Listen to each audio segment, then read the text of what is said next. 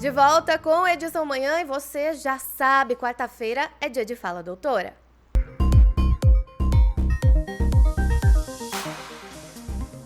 Nosso assunto de hoje é o alcoolismo, doença que acomete cerca de 10% da população brasileira. Doutora Mayra Costa está aqui no estúdio e por sugestão dela, na semana passada a gente conversou, você assistiu. O tema de hoje, então, continua sendo o mesmo, porque esse assunto é extenso e é também muito importante de ser discutido. Então, doutora Mayra, primeiramente, bom dia, seja bem-vinda ao Edição Manhã. Bom dia, Ingrid, bom dia a todos que nos assistem. É isso aí, a gente é informação, né? Nunca vou deixar de falar, informação é tudo e cabe a nós trazer essa informação. Com certeza. E, doutora, então, na semana passada a gente conversou e foi citado um levantamento que mostrou que os números de alcoolistas no Brasil, eles aumentaram bastante. Isso, então, tem alguma relação com a pandemia de Covid-19? Sim, bastante, né? Tivemos esse aumento porque com aquela questão de ficar em casa, mesmo a socialização que é muito feita através do álcool, de você sair para tomar um chopp, reunir amigos e tudo, mas as pessoas também trouxeram isso para dentro de casa. Né? E essa não socialização assim em grupos, mas para, vamos dizer assim, afogar as mágoas, né? Toda aquela questão da saúde mental, né?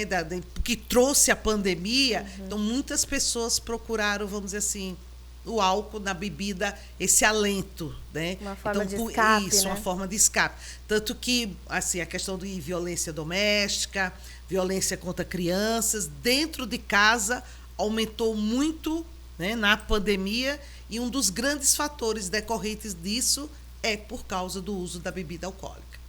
E, doutora, ainda falando sobre esse assunto, a gente foi às ruas ouvir as dúvidas da população sobre justamente o alcoolismo. Então, agora a gente vê a pergunta do José Newton.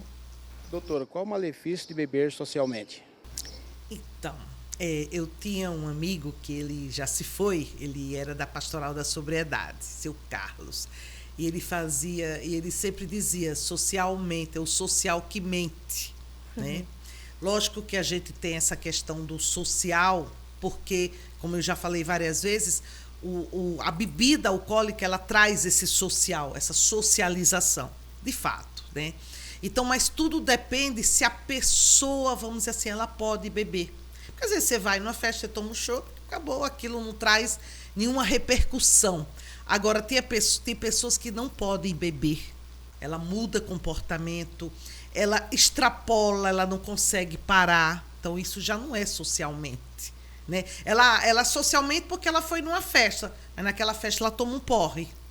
Não é o que a gente traria, é sem responsabilidades. E, na minha opinião, essa questão, quando você fala do socialmente, né, é muito a ver com a questão do beber e dirigir. Porque aí não precisa muito, não precisa ser o porre, vamos dizer assim. Não precisa a pessoa estar em estado de embriaguez. Né? Porque às vezes as pessoas acham que a questão do beber, a pessoa que bebe, a pessoa ela tem que estar sempre alcoolizada. Não é assim.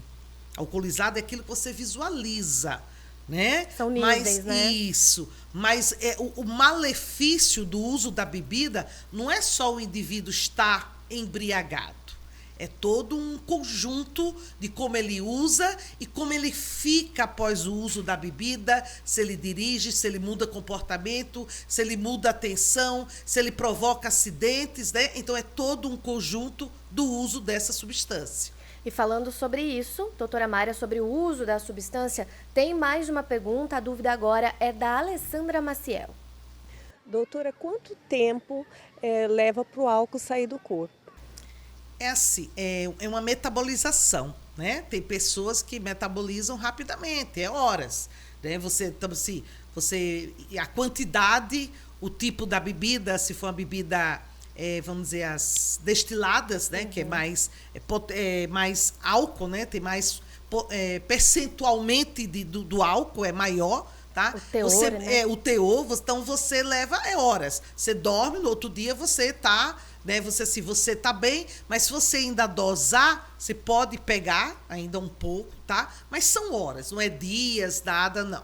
E a mulher, ela demora mais, porque a mulher tem a deficiência de uma enzima digestiva que ajuda nessa digestão do álcool. Então, a mulher, vamos dizer, essa digestão da bebida alcoólica, ela demora mais. Então, vamos dizer assim, um porre na mulher, ele demora mais a passar. A sensação que a gente chama de ressaca na mulher, ela demora mais, né? Mas também depende do metabolismo da pessoa. Mas assim, não é dias que o efeito, não, é questão de horas. E, doutora, você comentou sobre essa questão da condução de veículo, né? A gente recebeu, inclusive, vou colocar agora, então, a pergunta da Evelyn Souza, que é uma questão relacionada à condução de veículo automotor. A gente vai ver agora. Doutora, qual é o perigo de beber e dirigir? Total. Eu digo assim, volto a dizer, as pessoas acham, quando tem na questão da bebida, né, que você tem que dar sinais de embriaguez. Então, você olha assim, nossa, ele bebeu, porque ele está embriagado. Então, isso todo mundo visualiza, né? Mas o efeito da bebida, já com pequenas doses, às vezes uma dose, vamos dizer, de uma bebida destilada, um chopp, 2 chopps, uma cerveja de 600 ml, tá?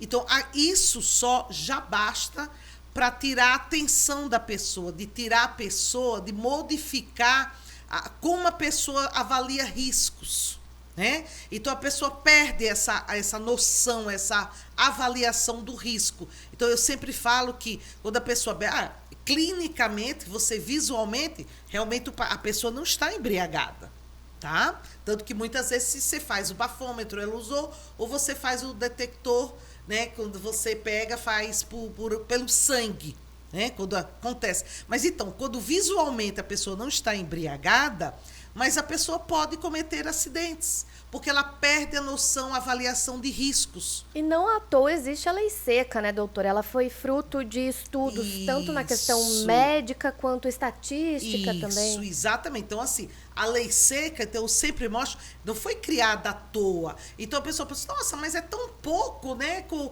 a dosagem, o percentual, quando você fala o bafômetro, eu digo sim, porque se passa uma régua, né? Sabe que mesmo esse percentual, vamos chamar de pequeno, mas ele já traz riscos, né? Então, a pessoa já fica desatenta, então ela já perde a noção do perigo, então, às vezes a pessoa se empodera. Eu digo que uma grande parte das brigas de trânsito, muitas vezes é nessa ocasião. Sim. Você não está embriagado, mas você fez uso da bebida. Então, você dá aquela sensação de empoderamento. Então, você briga no trânsito, você faz ultrapassagens perigosas, né? Então, essa perda de noção, isso é um grande causador de acidentes. E, doutora Mari, o José Pires também fez uma pergunta, e a dúvida dele é sobre um tópico bastante importante, olha só. Doutora, qual ajuda que a pessoa que bebe pode encontrar na rede pública? Então, nós temos, quando a gente fala de rede pública, nós temos o CAPS AD, né, que é da prefeitura, é o Centro de Assistência Social, né, e álcool e drogas, né?